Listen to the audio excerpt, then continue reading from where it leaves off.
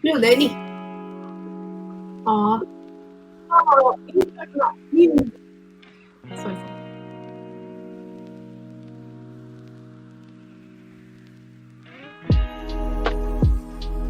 Halo semua. Perkenalin, nama aku Paulina Davita. Biasa kalau di SF, kalau dosen mungkin kalian Paulina, tapi kalau teman-teman kenalnya biasanya Davita. Alumni SF 2014, FKK 2014.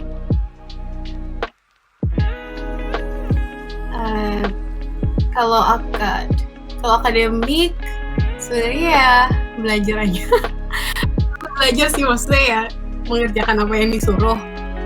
Paling kalau misalnya yang correlate sama SF banget, dulu pernah tercemplung disuruh ikut Olimpiade Farmasi Indonesia ya. Nggak tahu sekarang masih ada atau enggak. Dulu aku wakilin FKK berlima kayak FKK 5, SF 5.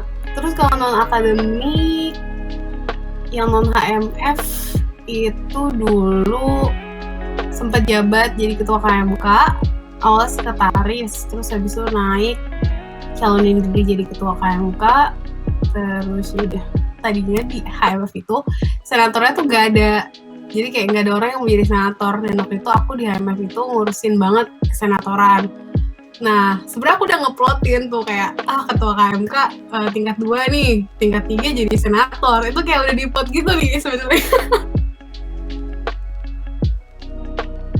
Oh, kalau di HMF sih sebenarnya ya, kalau di HMF banyak belajar nyecer orang sih.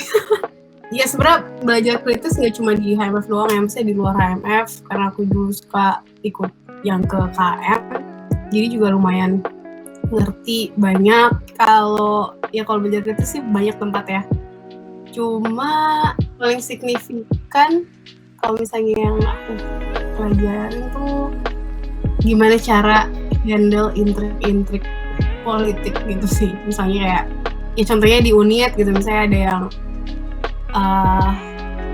satu BP misalnya berantem kayak ya gimana jadi ketua, ya lu harus berusaha bypass, nggak bisa lu langsung confront orangnya kayak kenapa lu berantem sama dia gitu. Misalnya jadi lewat belakang ngomongin sama si A dulu, kenapa si A kayak gini, habis balikin lagi ke si B, kayak nyelesain intrik kayak gitu.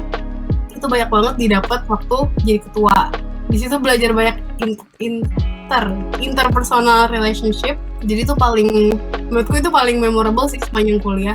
Gimana cara handle orang, gimana cara persuade orang, gimana cara attract konflik dan nyelesain konflik itu at the same time. Gimana cara tahu bahwa dengan keputusan A masalah itu bakal muncul. Apa ya? Kalau berkesan apa? Paling ini sih aku yang kalau misalnya mau ditulis atau misalnya mau dipublish itu, aku milih TA tuh formal, karena yang lain aku bener-bener kayak nggak suka, maunya cuma bener-bener itu, tapi nggak tahu entah kenapa atau gimana kelempar ke Farset. Terus ke Farset itu milih apa ya, studi pustakanya atau apa gitu buat nentuin judul. Itu lama banget. Akhirnya aku milih pertama kali itu tentang TDM, therapeutic drug monitoring buat orang epilepsi. Tapi pas aku lagi TA, obatnya satu Bandung gak ada yang punya. Itu sampai nyari ke Jakarta, di Jakarta susah. Di RSCM akhirnya dapet, tapi dapetnya udah bulan Juli, which is waktu itu bulan Juli, terus dapetnya bulan Juli, kayak ya lelah banget lah gitu. Terus akhirnya bulan Juni deh kayaknya, akhirnya ngobrol sama Bulsi dan ganti judul TA. Like beneran ganti judul TA tuh 3-4 bulan sebelum lulus. Aku lulus Oktober kan waktu itu jadinya. Itu terparah sih, kayak gak dimauin.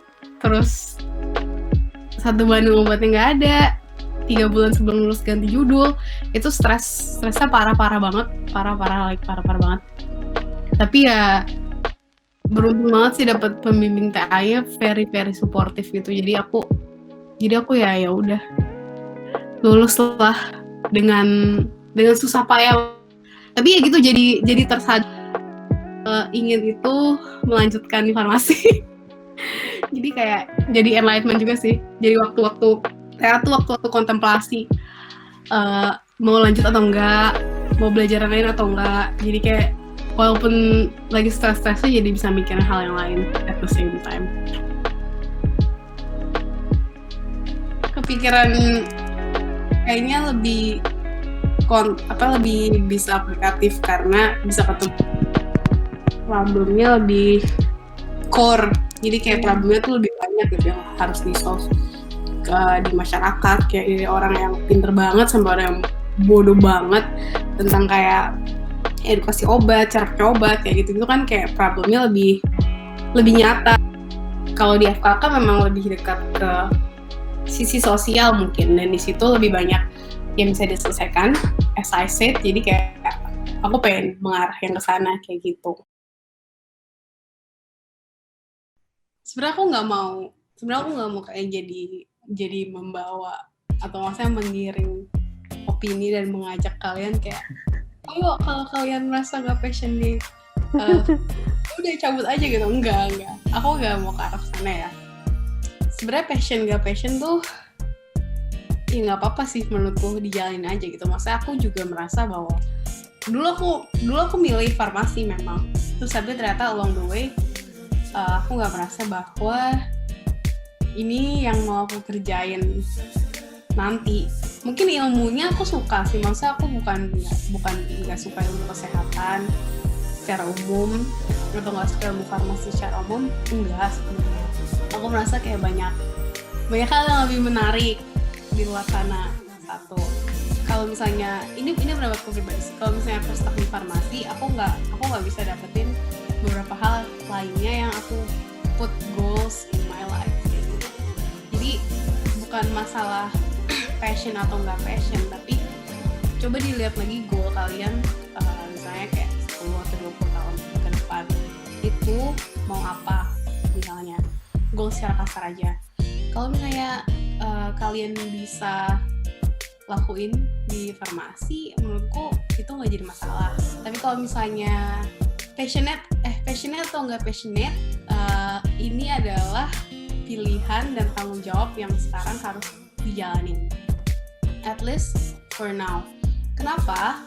Karena tanpa degree, tanpa kalian lulus dengan IPK bagus, tanpa kalian lulus dengan misalnya pengalaman organisasi yang bagus atau skill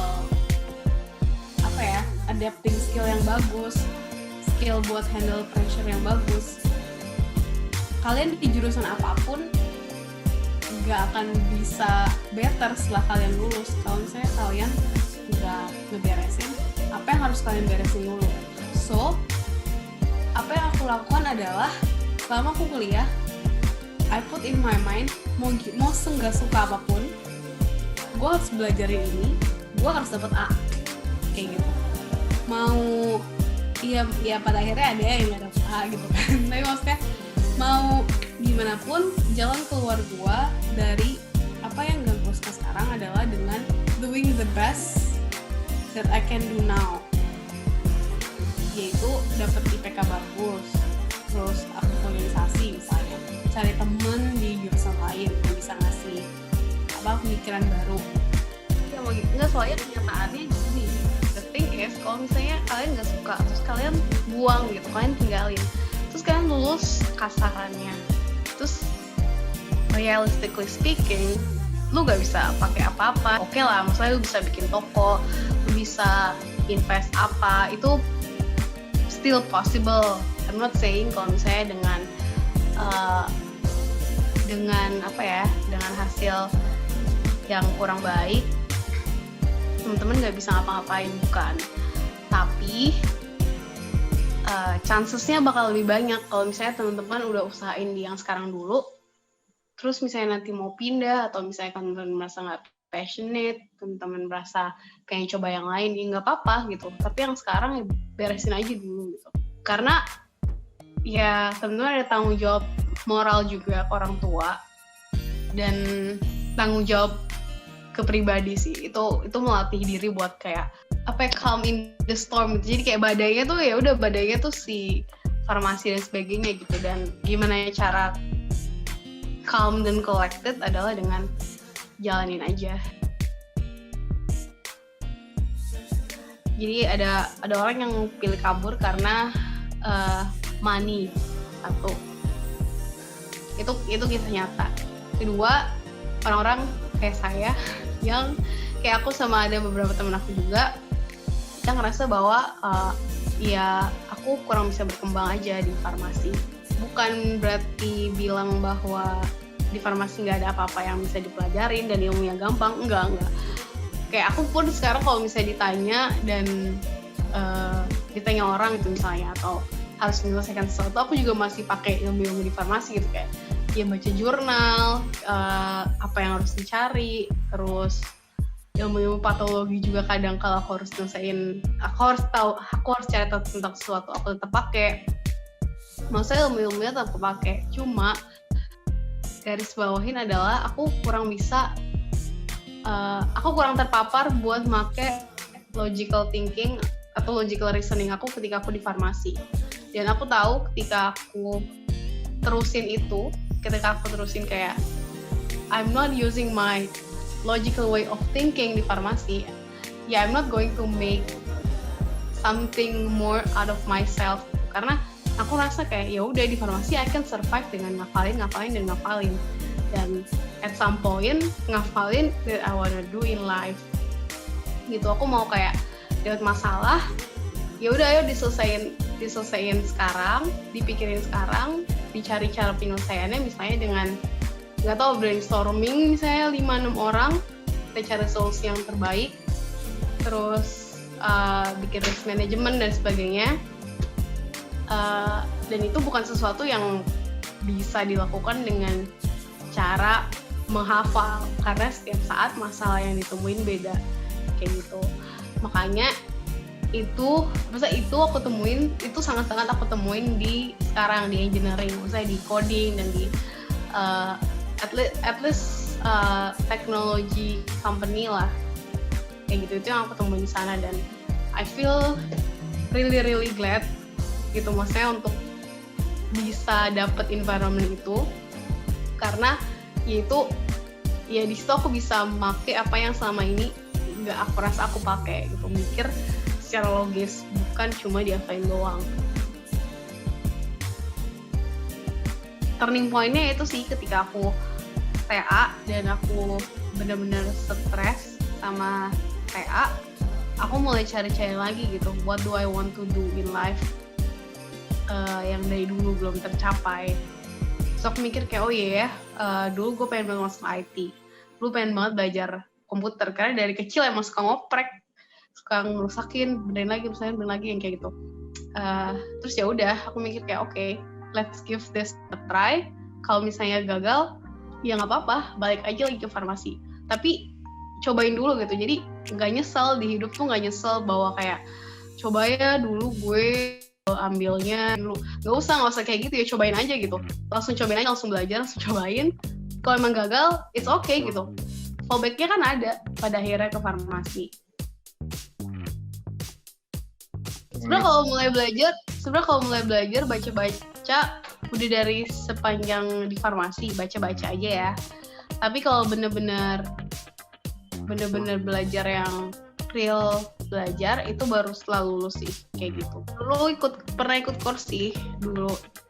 Pas pertama kali belajar ikut course, terus habis itu ya udah lanjut belajar sendiri.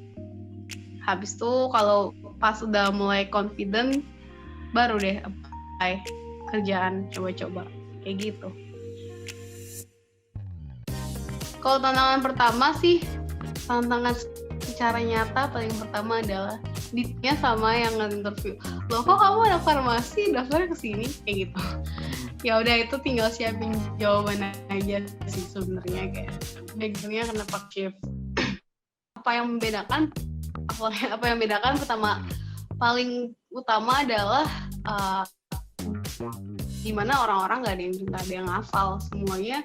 Ya udah kerjain based on logic, based on data yang ada, dari data itu apa yang kita bisa olah, apa yang kita bisa improve, apa yang kita bisa lakukan untuk solve problemnya, kayak gitu. So far yang very drastic yang aku lihat adalah bahwa ya to learn something tuh lu nggak harus bener-bener ngafal gitu.